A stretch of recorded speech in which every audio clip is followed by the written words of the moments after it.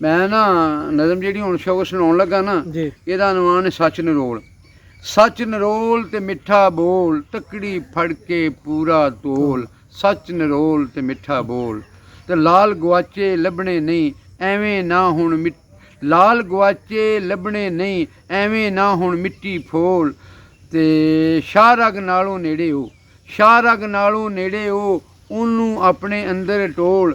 ਫੱਬਦਾ ਰੂਪ ਤਵਾਜ਼ਨ ਨਾਲ ਫੱਬਦਾ ਰੂਪ ਤਵਾਜ਼ਨ ਨਾਲ ਕੋਝਾ ਲੱਗੇ ਜਿਸ ਵਿੱਚ ਝੋਲ। ਢੋਲਣ ਮਾਈ ਢੋਲ ਦੇ ਵਾਂਗ ਢੋਲਣ ਮਾਈ ਢੋਲ ਦੇ ਵਾਂਗ ਬਾਹਰੋਂ ਲੱਕੜ ਅੰਦਰੋਂ ਖੋਲ।